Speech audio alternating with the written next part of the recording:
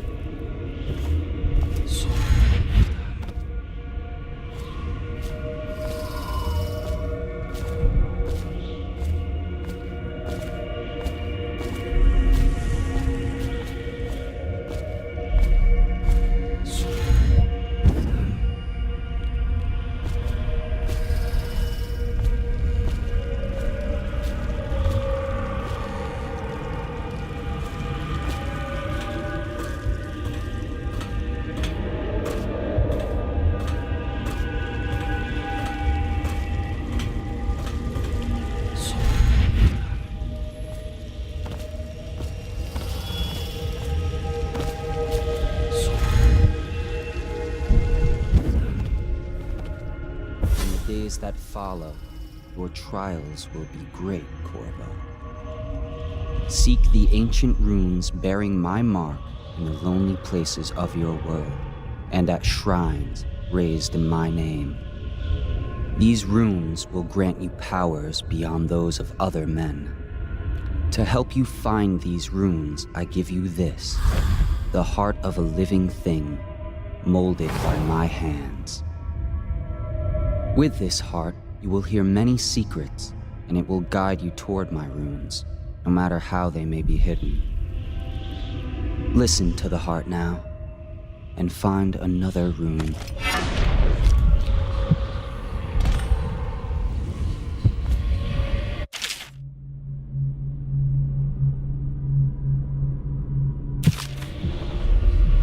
This place is the end of all things, and the beginning.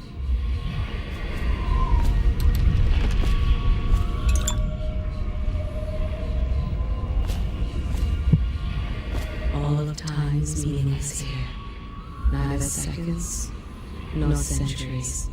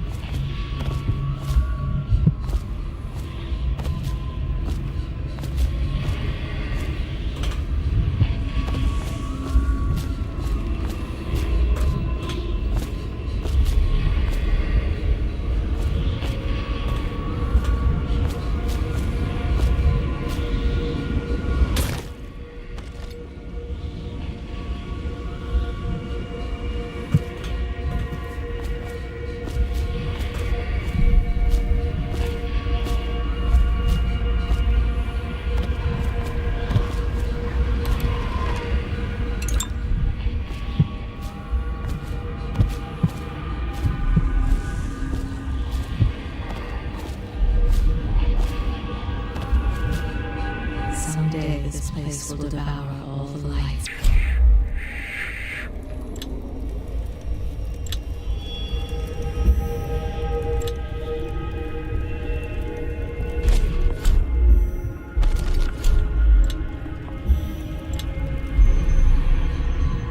The one who walks here is all things.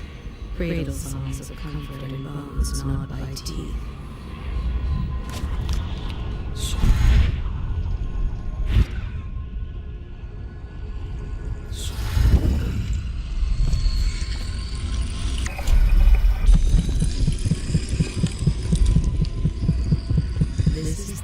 From which those who dabble in black arts draw their power.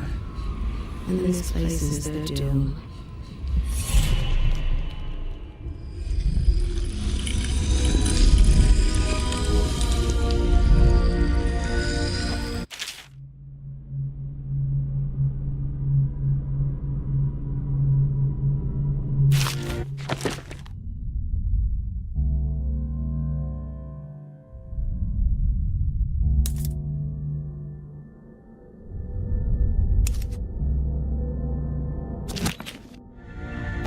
How you use what I have given you falls upon you, as it has to the others before you. And now I return you to your world, but know that I will be watching with great interest.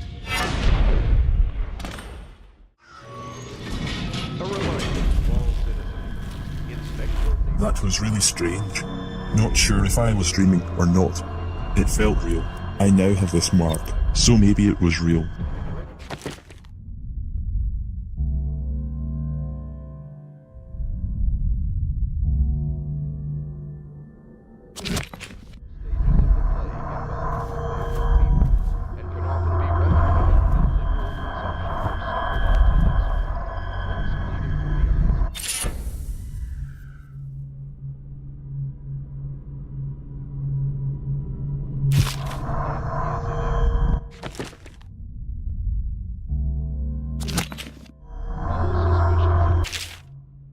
Excerpt from an Overseer's Covered Field report. For over a year now, I have lived away from the Abbey, without the company of my Overseer brethren or the guidance of the blind sisters of the Oracular Order. Days have passed with me sleeping in the dens of cut purses, murderers and worse, and the nights have seen me prowling through the worst alleys and wretched corners of Dunwall. I have taken my meals with killers.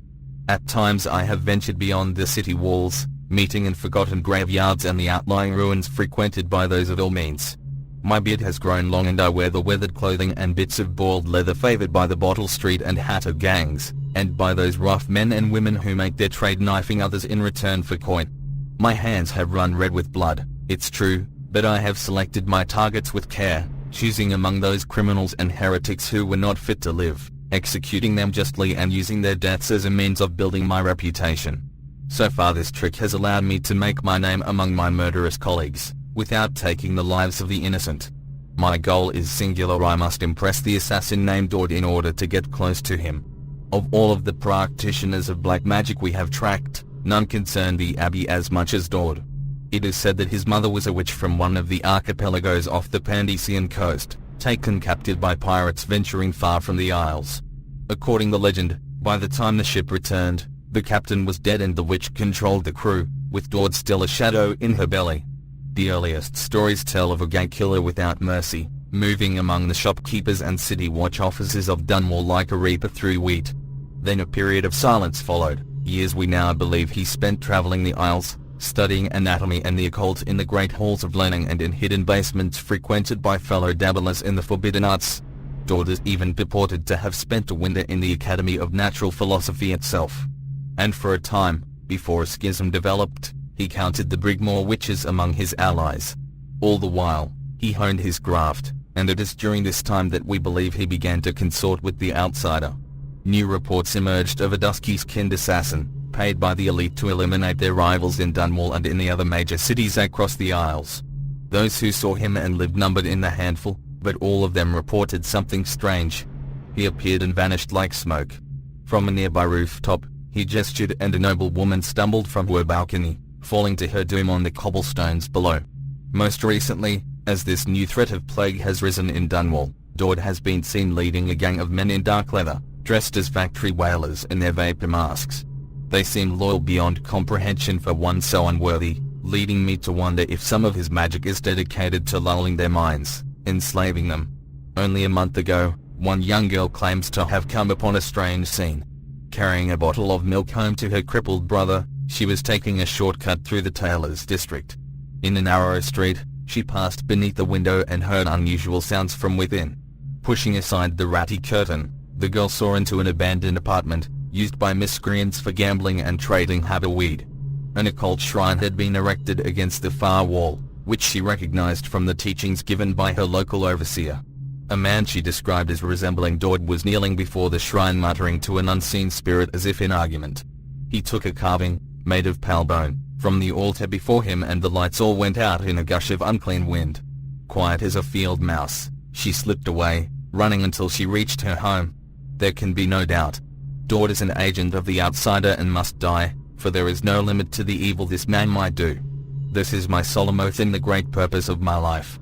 Until Dord is dead and his corruption has been purged from the world, I will continue to move among the depraved, winding my way toward him. I will not drop my guise or don my overseer's mask again until Dord breathes no more.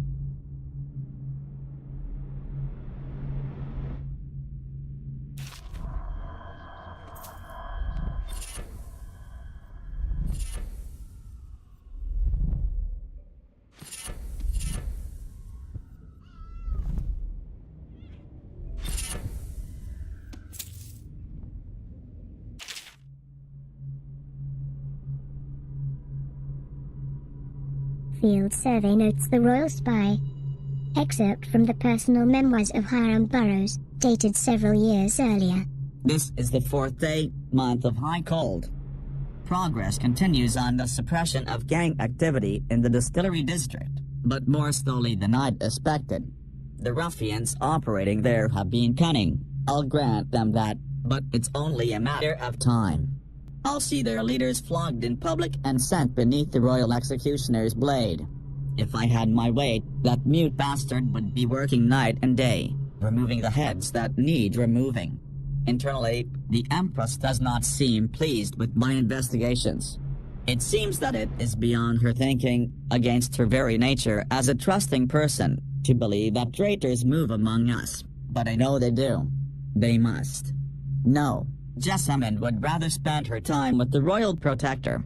At least he's likely to stop any immediate threat to her safety, but a strong arm is not what's needed against those who would undermine us.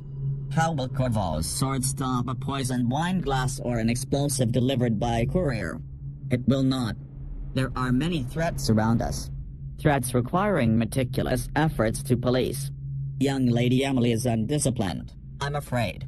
Here within Dunwall Tower, she receives instruction from the finest tutors known in the Isles, yet her mother spoils her and she spends most of her time lost in imagination, wasting her time drawing, or asking Corvo to teach her to fight with wooden sticks.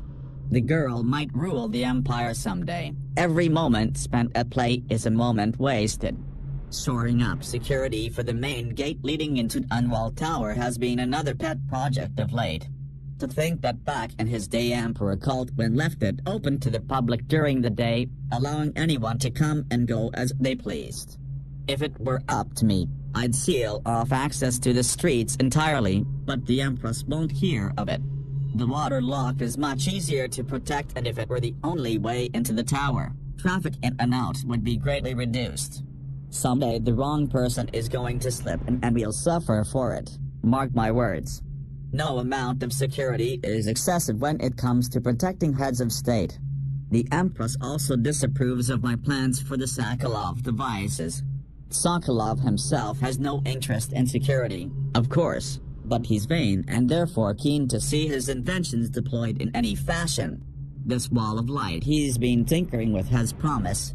In any case, at least I was able to convince the Empress to upgrade the pistols carried by the officers of the Watch. Why do I worry so, when no one else seems to care? If I ever fall asleep, will it all sink into the ocean? Will the rough things clamber over the walls and fill themselves on our flesh? This is what I see in the same dream several times each month. If only I had more say in things, more authority, I could protect us all. Perhaps I have been working too hard. Dinner and an evening of conversation with a certain lady of refinement might be in order, perhaps somewhere nice in the estate district. Hiram Burroughs, Royal Spy Master.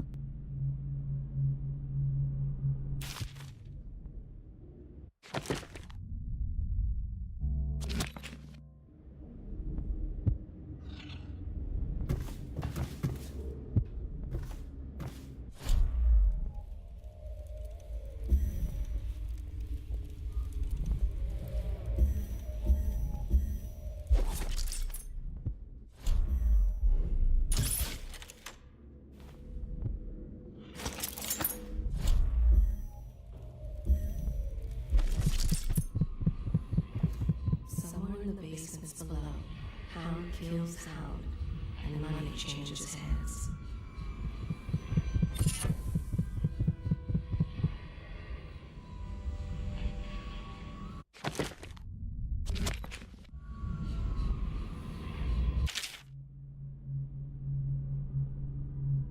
Early life and criminal record. Slackjaw. Excerpt from a series of letters sent by a member of the Bottle Street Gang. You want the chinwag on Slackjaw? What he was like when we was young, before he got his name. Oh, he's got a cool head now, but it weren't always like that in the days before he was boss of the Bottle Street Gang. Time was, young Slackjaw wasn't such a reasonable man. Like most of us, he grew up on the streets, running with a pack of ragamuffins and avoiding the law, pinching whatever he needed. Dark-haired and dark-eyed, smoking a pipe by the age o' 10. For them born into the brothels or coming from the orphanages, it was either the gangs or working with the mudlarks, and no one wants that. Some got pressed into the Navy or put down in the mines run by the Pendleton or Boyle families. As hard as it was on the streets, as hungry as we all got, at least we was free. By the time we weren't little uns anymore, Slackjaw was one to watch, usually calling the shots when we took down a farmer's cart or sidewalk street vendor. He'd come up with a plan, give everyone some part to play and decide on the split.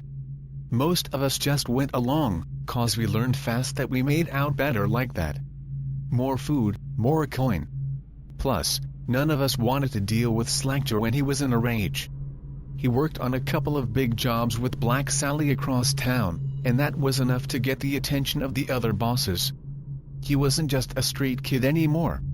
Now he was an up-and-comer, which meant trouble. Another guy who fancied himself as such was Mike the Fish, who was working his way up running the protection racket among the factory women. One fine evening we're all taking in a body show in the theater house. Mike the Fish and his lot are there in the cheap seats too, just down the aisle from us. Mike gets a wild idea, he wasn't big on planning, and throws a heavy ceramic spittoon at Slackjaw. Hits him square in the face and breaks his jaw. We look to see if there's gonna be a blood brawl, but Slackjaw just points at the door and we all leave, with Mike laughing at our backs. Waking up the next day, without telling us why, Slackjaw motions for us all to follow. He still can't say a word, so we just come along. We stop at the docks and Slackjaw actually pays coin for it, a heavy chain covered in hooks. It's for fishing in the deep, something you'd attach to a long line off the side of a ship. It's about 4 feet, made of thick links, and there are shark hooks coming off it at different angles. Slackjaw's got that thing wrapped around his left arm, dangling at his side. Not sure how he knew where Mike the Fish was staying, but when we reach his girl's house, Slackjaw throws the bottle through the window just like that. It's almost noon. There's a bunch of screaming inside and Mike pokes his head out, looking wide-eyed and baffled. When he sees Slackjaw out on the street, a look comes over his face that still gives me the willies. Pure murder. Mike comes out the side door bellowing like a blood ox, holding a cleaver, heading straight for Slackjaw. When they come together in the street, Slackjaw spins and the shark hooks bite deep into Mike's arm and shoulder. He screams, but Slackjaw holds onto the chain. He's standing there with his jaw broken, clenched tight, with the chain wrapped around his left arm, hook sunk into Mike the Fish, just knifing him as fast as he can. Mike couldn't fight very well, hooked like that and using his left hand, but he was a big guy and it took a lot of stabbing before he went to his knees. Everyone was cheering at first, but then we all went quiet. It just kept going and going, until finally it was just Mike the Fish blubbering, crying like a baby, and the sound of Slackjaw's knife. When it was over, and here's the brilliant part, Slackjaw took out a note and stuck to Mike's face with a nail. It just said, "If you want a job, come to Bottle Street." Slackjaw didn't talk right for a couple of months, but words spread fast. By the end of the year, once we had a sizable gang going, he sent out letters to the other bosses, telling them that he was running a brand new crew over on Bottle Street. Most of them left or beat up the guys who delivered the letters. Green-eyed Trish even came back missing a thumb. But apparently Slackjaw was expecting that kind of reaction and had a backup plan. A week later, 4 of the bosses were dead. Seemed like a series of unfortunate events, but everyone knew better. One shot dead by the watch while standing in the middle of a meat market. Another slipping and falling into the water, out cold. One of the older bosses found in bed with his belly opened wide and a Tybian pear stuffed into his mouth. Still not sure what that meant. And Sheila Barnsworth was found bubbling in a cauldron of hot wax. Slackjaw sent out another set of letters. Offers to the underbosses, telling them they'd be treated fair as peers. He even sent Green-eyed Trish with one of the letters. All of the underbosses accepted. After spilling the guts of his main competition, Slackjaw went in for stabilizing his business, real neat-like.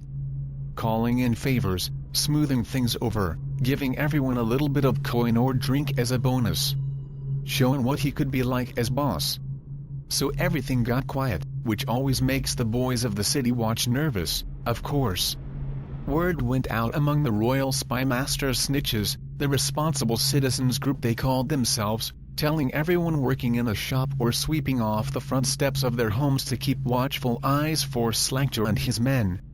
Trying to suss out what they were up to and what had just happened. But Slackjaw ain't stupid. He greased a few palms among the shopkeepers and the watch too, telling them that he was in town to stay and that things would be run properly from now on, without so much blood. He was finally a real boss, ready to settle into the business of moving whiskey, running the hound fights, and offering up the ladies and gentlemen of the night, if you take my meaning. Then the plague came. At first it seemed like a good thing. A few people got sick and everyone wanted to buy those potions, from Sokolov or Piro. Health elixir or spiritual remedy they call them.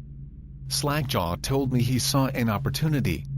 We already had an old whiskey factory with a still, where we could water the stuff down and sell it discounted. Doing the same with Sokolov's elixir was a smart plan. Pretty soon everybody in the slums was sick and business was good. But after a while there were so many people down with plague that everyone got scared. Everybody started acting real nasty and everything fell apart. When people can't work, they don't have the coin for elixir, watered down or pure. When the Empress died, it seemed like Dunwall would slide into the void. Spy Master Burroughs took over and the Watch started using all that new Sokolov technology. Watchtowers, tallboys and them arc pylons. They put up a wall of light across Clavering Boulevard and cracked down hard. But Slackjaw surprised us again. Instead of leaving town on a boat bound for Morley or one of the other isles, he stayed and kept it all together. We get as much elixir to fight off the plague as the City Watch, with their taxes and rations. And that's kept us alive, so far. Crowley, Bottle Street Gang.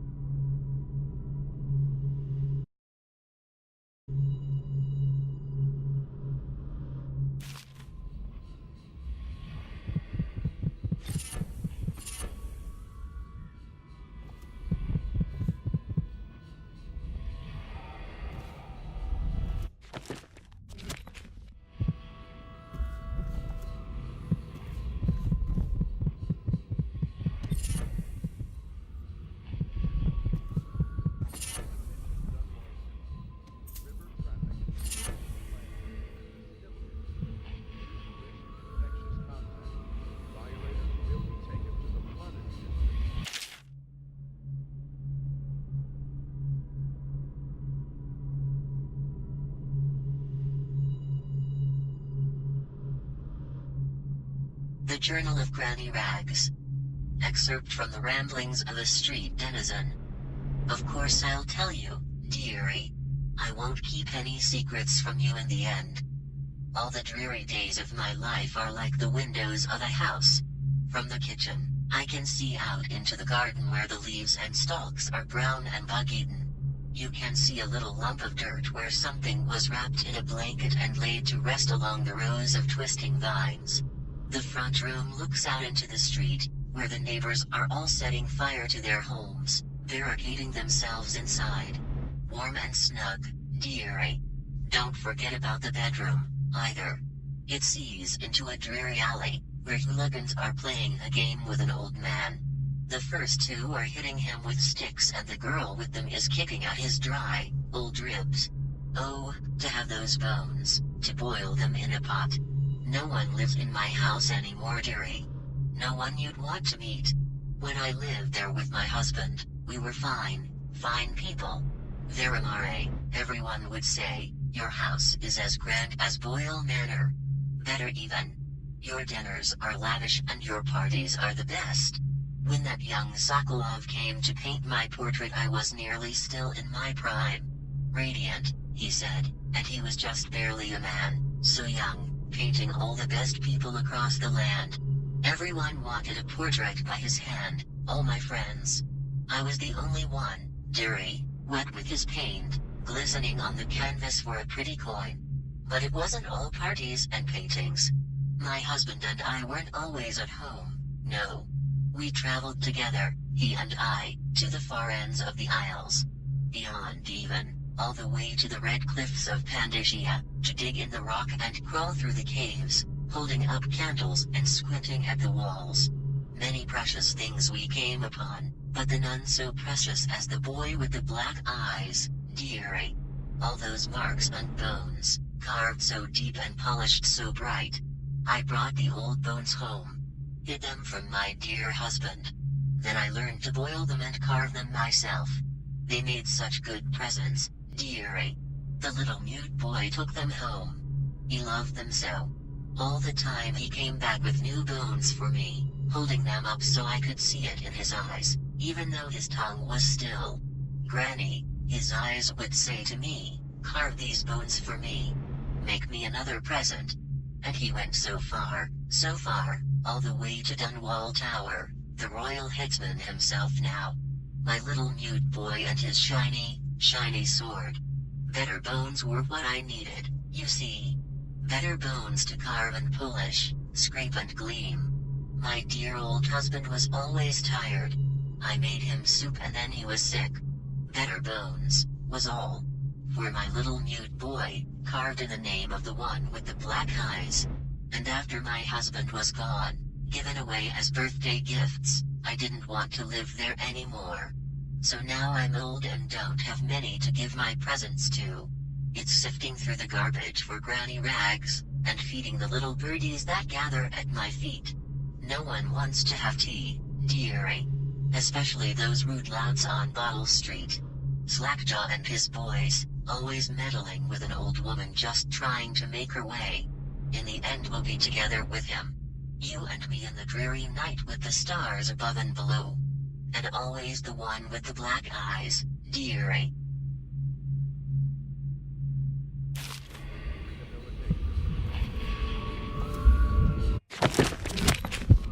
There are some interesting books in this pub. Pity there isn't any drink.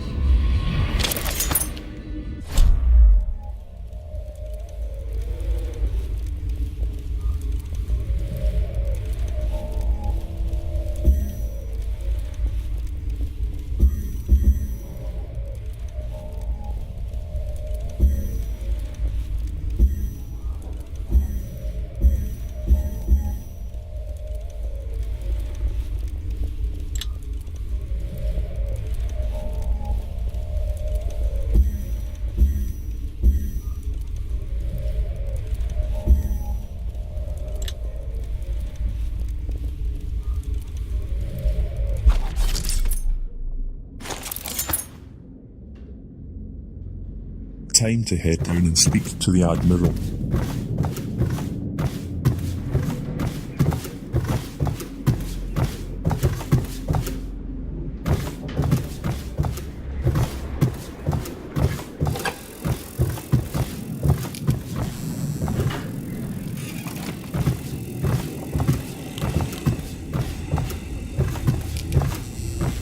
Should I clear space for Samuel then? If you like, but he won't use it. Why? He can't sleep in regular beds anymore, or that's what he says. Says he was in the Navy too long. Can you believe it? Oh. That pile of wood out there? It's a hovel he built from an old rowboat. Where does Admiral Havelock find these people, I wonder? Hey, Lydia, what's going on? I had a sailor for a boyfriend once. He thought he'd strike gold digging in the Pandician cliffs. They found his ship drifting empty. Okay, that was fascinating. Not the answer I was hoping. Hi. Good day, Master Corvo.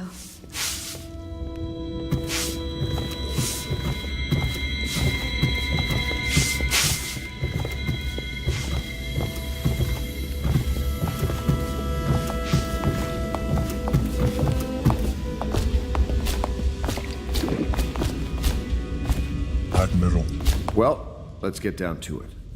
First off, I know that assassination is dark business, but sometimes good men have to do bad things to make the world right. Our purpose is clear. We want to restore Her Majesty's line by finding and putting Emily Kaldwin on the throne. To those ends, we'll hide, act in shadow, take them apart, piece by piece. Tonight, High Overseer Campbell dies by your hand. It won't be easy. He's protected by his overseers, an army of religious zealots. But if anyone can do it, you can. Your exploits are legendary. Campbell carries a private journal. Once you've eliminated him, get the journal, because we think it contains Emily's location. Recovering her is obviously critical, assuming she's alive. That's the gist of it. Remember our cause and strike true. We're counting on you. Another thing. Campbell is holding a former overseer by the name of Martin. He's one of us, and if you manage to find him, give him whatever help you can. He's a master strategist, and he got caught working for our cause. It'd be good to have him back here at the Hound Pits. Don't worry, Admiral. High Overseer Campbell will be assassinated. Glad to see you got your rest, Corvo. You'll need it. Actually, I didn't have a rest. I met this strange guy called the Outsider in some strange dream.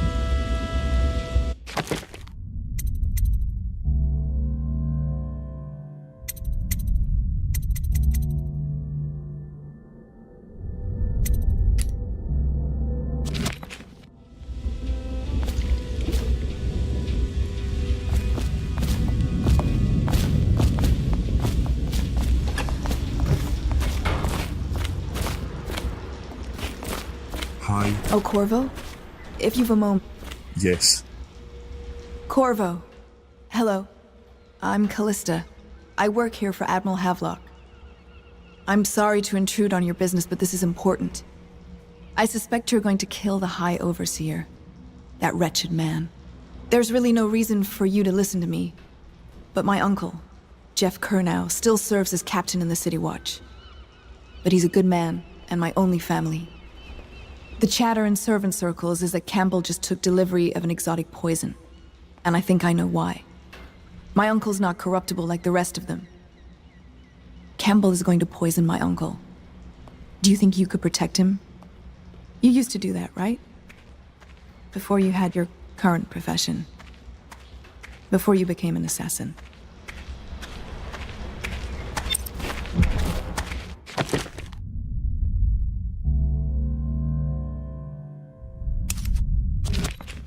I met your uncle. He's a good man.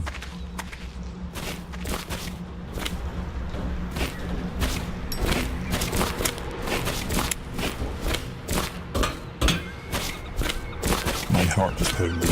I sense a Rune Notch army nearby.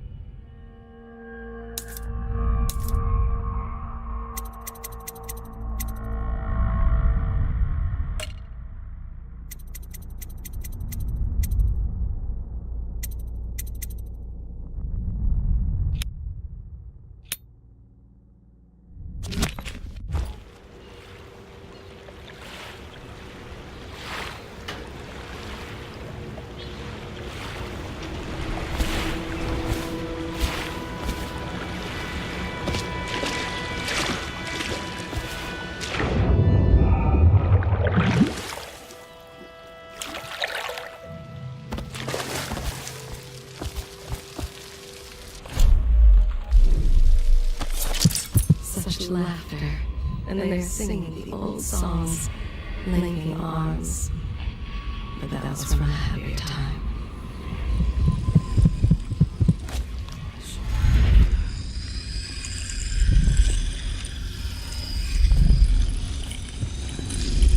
It's the room. Nice.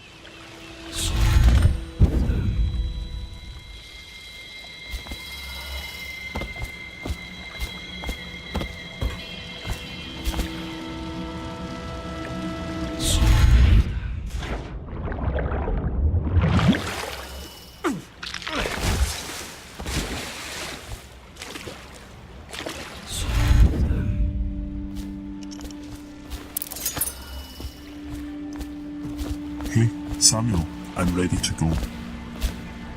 Just wondering, sir, if you thought about perhaps seeing Piero before venturing into the Overseer's nest. I'd recommend going with the best gear you can get together. Good idea. Thanks. Samuel, see you in a bit.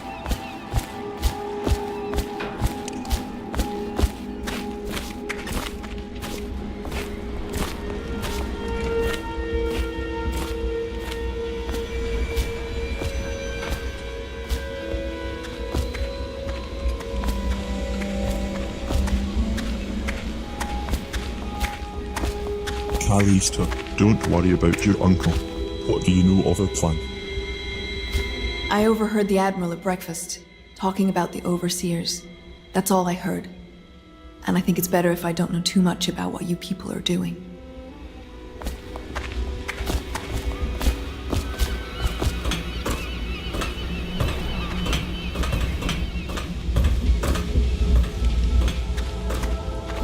What can I do for you?